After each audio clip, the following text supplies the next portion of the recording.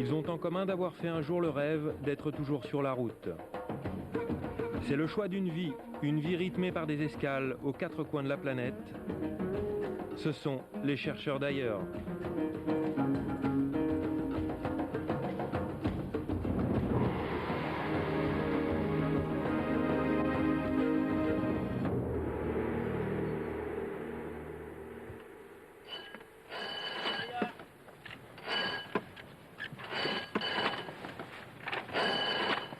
La drisse de grand voile. Emmanuel Salle, dit Manu, a 33 ans.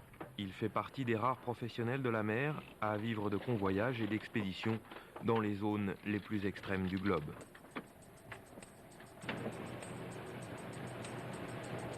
Attends une seconde, parce que... Non, c'est... Non,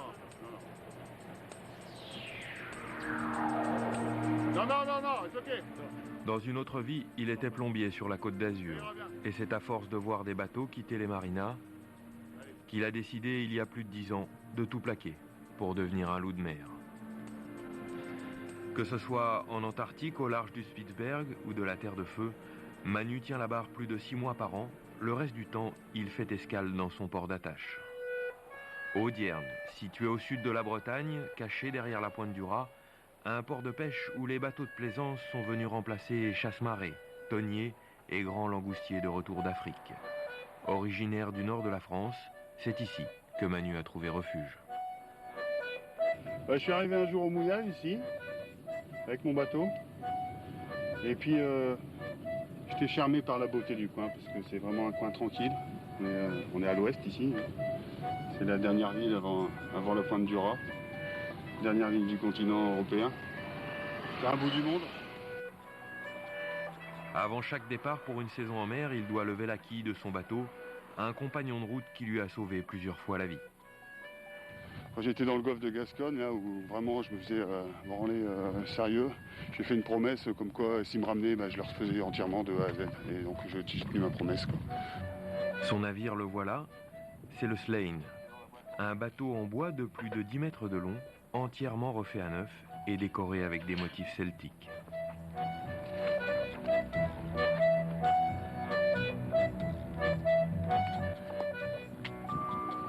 Tu reprends en photo? Bah ouais, pour avoir un petit souvenir de lui quand même.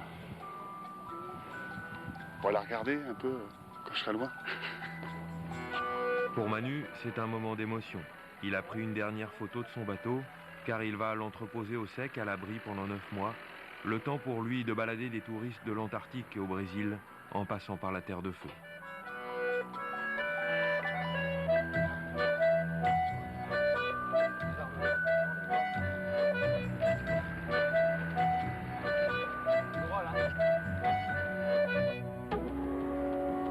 Première escale de l'autre côté de l'Atlantique, à l'extrême pointe de l'Amérique latine, en Argentine. À 55 degrés de latitude sud, blotti au cœur d'une baie abritée par une chaîne de montagnes andines, la ville du bout du monde, Ushuaia. Une partie de l'histoire maritime s'est écrite dans cette région, du temps où le canal de Panama n'existait pas. Aujourd'hui, ville pionnière de plus de 50 000 habitants, soumise à une météo imprévisible et une nature démesurée, cette ville attire de nombreux étrangers venus goûter les joies des latitudes australes.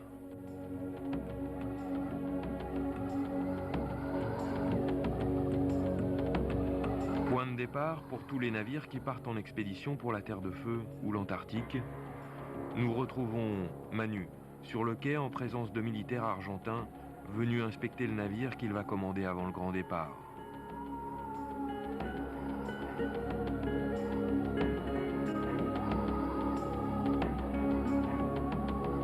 Le Croix Saint-Paul II, un sloop en aluminium de plus de 18 mètres de long, spécialement renforcé pour les régions glaciaires.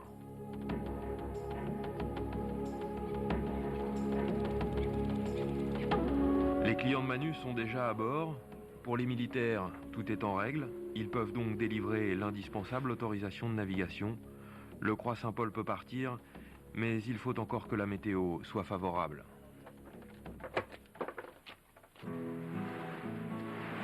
Pas de grosse dépression en vue, Manu et son groupe peuvent larguer les amarres pour 2 semaines de navigation dans les canaux de la Terre de Feu. Allez, on va, on mouline.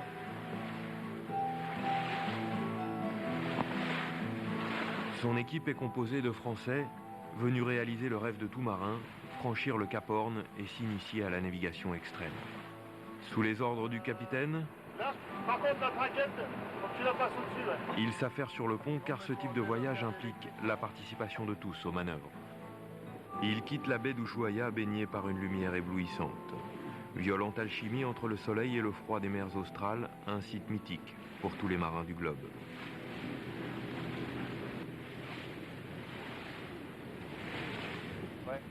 Ushuaia, c'était quand même pour moi, quand j'étais en France, en métropole, c'était le bout du monde. C'était Ushuaia, c'était les antipodes, quoi. C'était vraiment la ville mythique de la porte de l'Antarctique, quoi, en fait. Hein. C'était le port, c'est le dernier port avant l'Antarctique.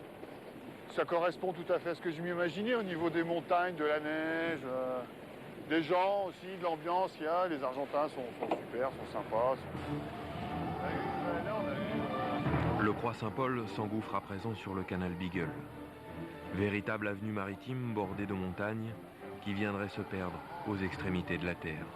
Seuls quelques voiliers atypiques pilotés par des marins experts peuvent vagabonder dans les 50e hurlants. Le climat est ici l'un des plus chaotiques de la planète. Une dépression passe toutes les 48 heures et les vents peuvent atteindre 80 nœuds. Nombreux sont les navires qui ont fait les frais des caprices de la météo, à l'image de ce cargo échoué sur les hauts fonds. Le bateau en face, c'est un ancien bateau bibliothèque qui appartenait aux Mormons et qui a échoué ici en 76, je crois, un soir de Noël. Il s'est pris les cailloux là qui sont juste à fleur en fait. Et le bateau a été dépouillé en 2 mois de temps, il n'y avait plus rien dessus. Un bateau acheté par la communauté mormon dans les années 50, il souhaitait apporter la civilisation aux derniers habitants de la région. Les derniers habitants étaient les Indiens Yamanas. Ils furent observés pour la première fois au XVIe siècle lors de l'exploration du détroit par Fernand de Magellan. Il baptisa l'île Terre de Feu en voyant les épaisses fumées qui provenaient des campements nomades. Aujourd'hui, toutes les ethnies indiennes ont disparu. Seul le feu des marins de passage vient réveiller l'âme de ces tribus.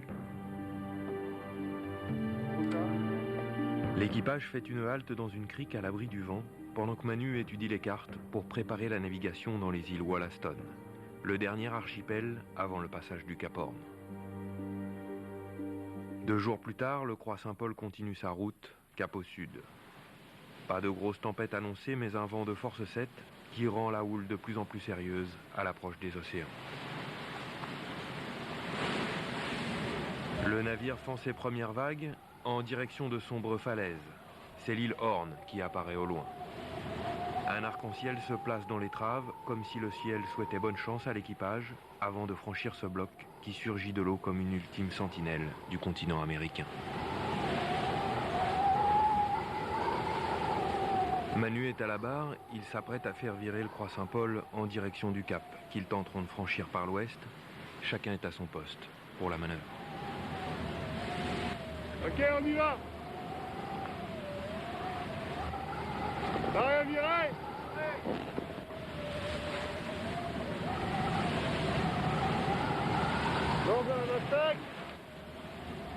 Il est nécessaire de réduire la voilure. Ici, toute imprudence peut être fatale. Il ne faut pas se laisser déporter, car sous la bave écumante se cachent des rochers sur lesquels de nombreux navires ont sombré.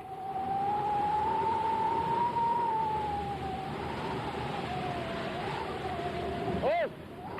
Frappe une poulie ouvrante, tu as un but, tu le frappes dessus et tu passes par l'autre chariot devant. L'équipe s'active sur le pont, mais dans ces conditions, les ordres ne sont pas toujours compréhensibles. Lui, c'est plus près, le chariot c'est plus près du mât. T'as une poulie ouvrante derrière toi. Tu le frappes sur les pouces.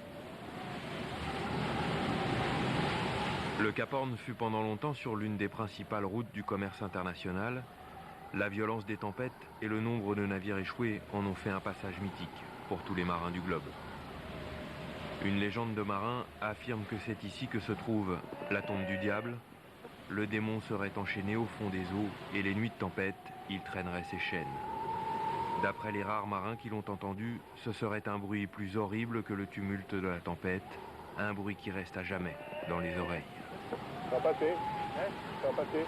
Pour certains touristes présents à bord, le passage se fait dans la douleur.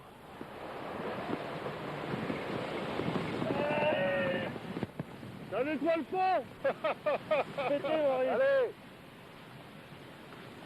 À quelques encablures de l'Austerfalaise, Manu sabre le champagne. Allez, le Cap Horn. Au Cap Horn. À tous ceux qui sont morts ici, ils sont passés là. Santé. Une gorgée à la mémoire de tous les malheureux qui ont eu pour dernière vision la sombre gueule de ce caillou meurtrier.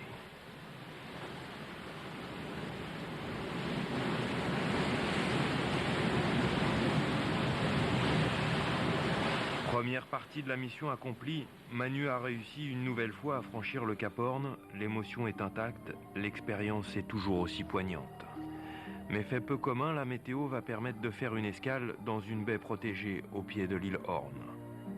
Suprême récompense pour l'équipage qui peut poser pied sur le caillou mythique, c'est sur une plage de galets que Hector, le gardien du Horn, vient les saluer. Un militaire en mission pour l'année, il veille avec sa femme sur le phare du Horn. Sur cette île de 6 km², seul vestige, un monument représentant un albatros dédié aux marins disparus, ainsi qu'une plaque commémorative en l'honneur des Caporniers. Véritable offense au coup de boutoir du vent qui souffle sa colère tout au long de l'année, le poste militaire qui bat pavillon chilien est le dernier lieu habité avant l'Antarctique.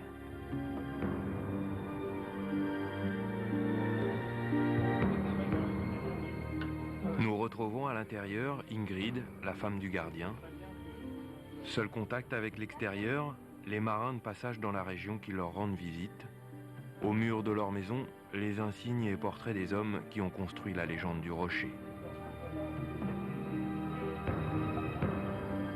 Petit privilège pour ceux qui réussissent à accoster, on peut faire affranchir son courrier ou tamponner son passeport aux insignes du Cap Horn.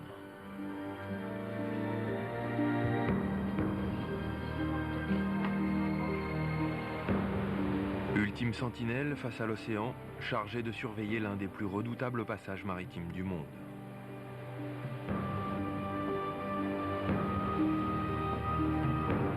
Un albatros vient saluer le croix Saint-Paul qui remonte sur le Beagle, où règne un calme plat. Dans le langage marin, on appelle ça pétole, pas une brise de vent.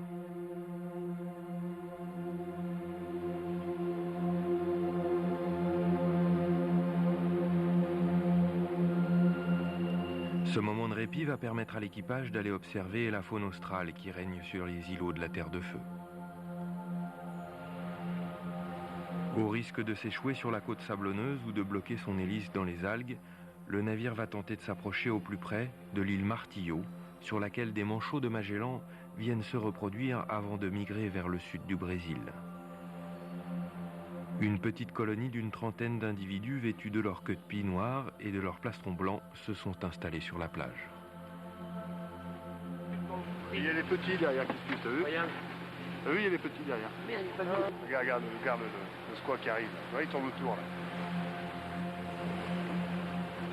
Pour Manu, c'est le moment de se laisser charmer par ces fresques sauvages d'un autre temps.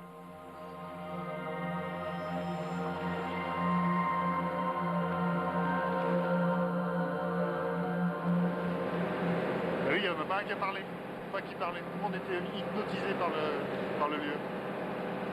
C'est ça qui est impressionnant ici. Quand on passe là, tout le monde est un peu subjugué, tu vois. En plus, il y a des algues partout, tu vois, tout le monde, des fonds remontent, ça monte jusqu'à 4 mètres, 3 mètres 50. Après, le barreur, il est là, il regarde le fond qui remonte, il dit ça va passer, ça va pas passer, où est-ce qu'il va? Est-ce qu'il connaît vraiment la route? Et ce passage-là, oui, c'est une ambiance spéciale, une ambiance terre de feu, quoi, vraiment.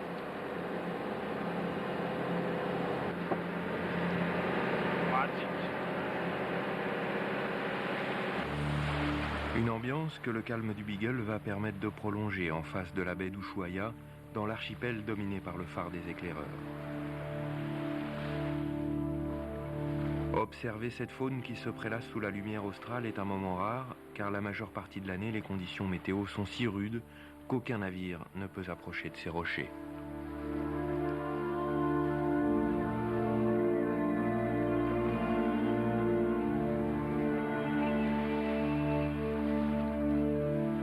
À défaut de présence humaine, de nombreuses colonies ont pris possession de ces îlots, à l'image de ces cormorans de Magellan, qui peuplent le détroit du même nom jusqu'au Cap Horn.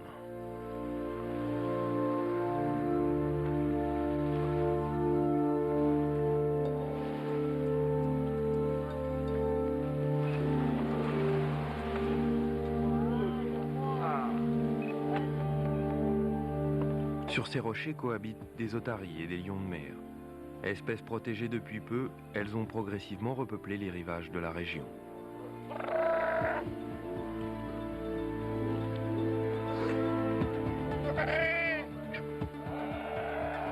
Notre navire vient perturber la relative tranquillité du lion de mer et de son harem.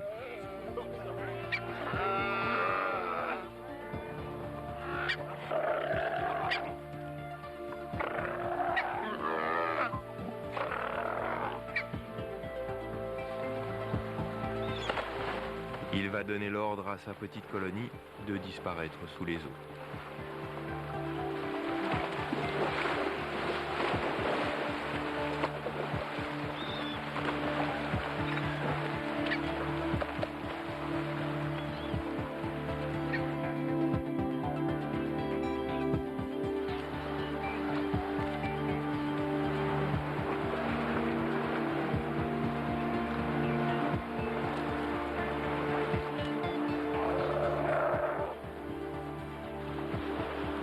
Passé le phare des éclaireurs, le voilier poursuit cap à l'ouest, vers l'ultime cordillère de l'Amérique latine, la cordillère Darwin.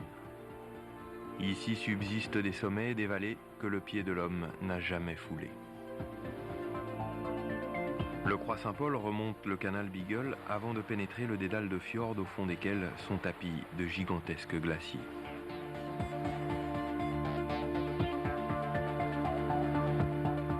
La seconde partie de l'expédition se déroule dans les coins les plus reculés de la Terre de Feu. Terre de désolation et de solitude, elle exerce une puissante fascination sur les hommes qui viennent se confronter ici à une nature des plus hostiles.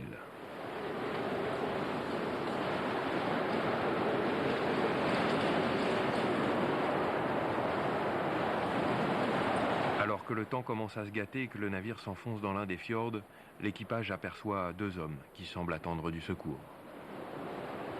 Alors on a vu deux pêcheurs là sur la plage. Là. Et on voit le bateau là, le bateau de pêche qui est échoué sur les cailloux là. On va aller les récupérer. Et puis on avisera après. Au pire on ira les déposer aux gardes chiliens qui se trouvent là-bas. Voir combien ils sont déjà. Les récupérer tous à bord. Et après on verra quoi. Enfin, s'il n'y a pas de blessés.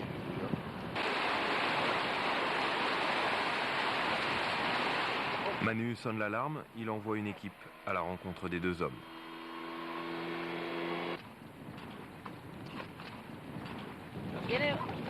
Apparemment, pas de problème. Ce sont des pêcheurs chiliens venus chercher du bois dans la forêt. Très rares sont les rencontres dans la région. Arrivés à bord, on leur offre un thé chaud et on se renseigne sur leur situation. Comment ça se fait que le bateau est de l'autre côté? Nous sommes là pour chercher du bois pour le feu. Ah, pour la madera, ils sont partis chercher du bois.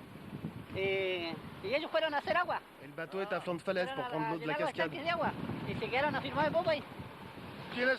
Mais vous n'avez pas de petite barque pour vous approcher du bord? Surprise, en fait les pêcheurs ont volontairement échoué leur bateau à flanc de falaise pour faire le plein d'eau douce qui descend de la cascade.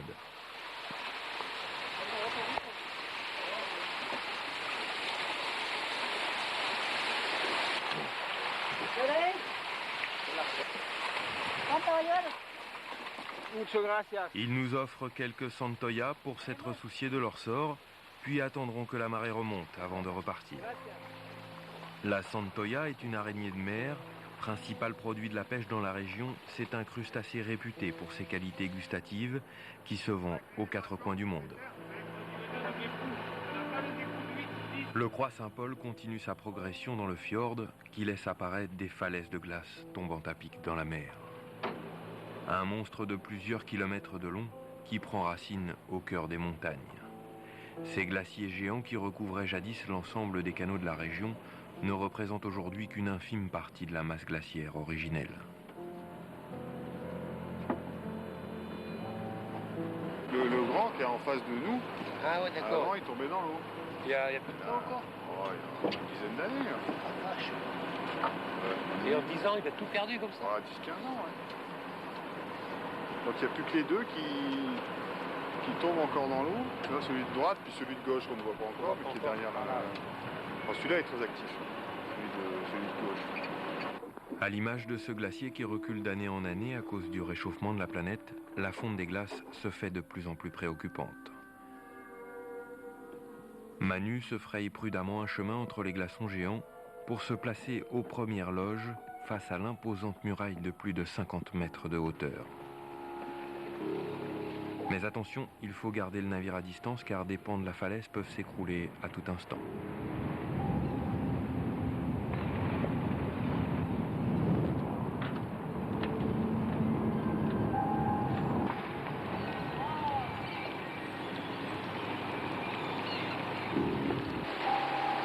Le navire se rend ensuite sur d'autres glaciers présents dans la région. Le danger est omniprésent, les plaques peuvent enfermer le navire à tout instant. Le site est somptueux, mais il ne doit pas faire oublier que si la houle se lève, il se transformera en un véritable piège à bateau.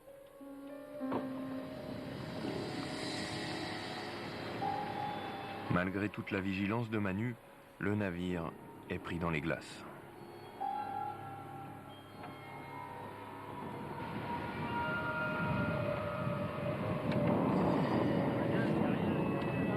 On est bloqué par la glace. Donc on va attendre que le vent tourne pour être désenglacé et pouvoir se tirer de là. Pour Manu, pas de souci, il emploie les grands moyens le temps que la glace libère le navire de son étreinte. Tu les prends comment, avec un bout ou...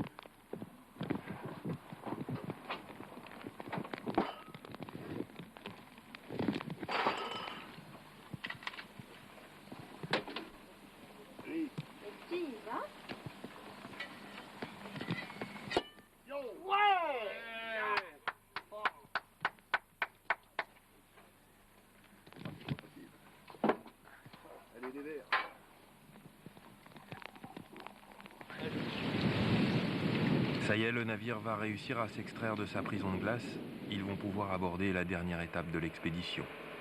Une nature totalement vierge, témoin d'une période glaciaire en voie de disparition, a un cadre hostile mais somptueux pour caractère bien trempé, à l'image des marins comme Manu.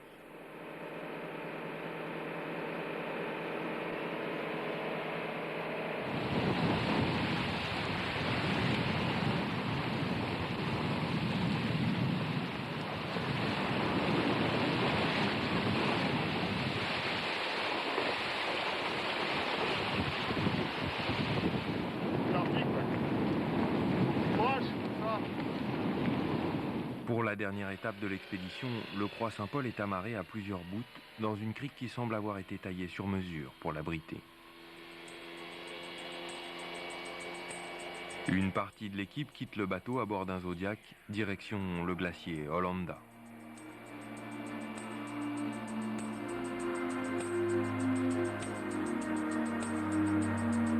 Mais l'approche est délicate, il va falloir franchir des cascades, un sous-bois de hêtre antarctique, des pentes couvertes d'un matelas de mousse avant d'espérer atteindre la langue glaciaire qui domine la vallée.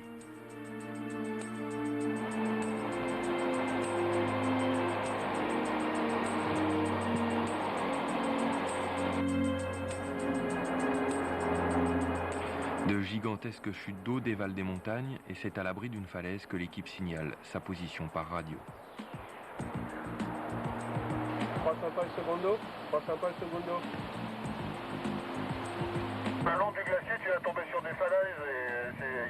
impraticable. C'est impraticable, c'est trempé en plus, et il y a plein de mouches. Il faut reprendre le même chemin, toi. Ok, j'ai bien compris, on reprend le même chemin. Ben à tout à l'heure. Ok, à tout à l'heure.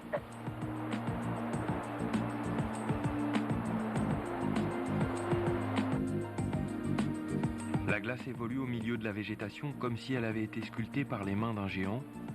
Trop risqué de s'aventurer dans ces crevasses, mais quel plaisir de contempler les palettes infinies de bleu cachées dans ces méandres.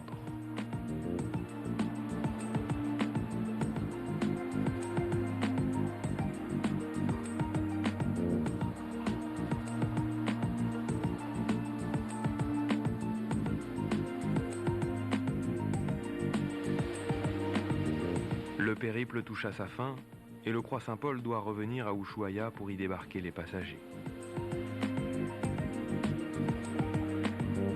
Pour Manu, ce ne sera qu'une courte halte. Il va bientôt repartir pour l'Antarctique, le Brésil et peut-être le Groenland.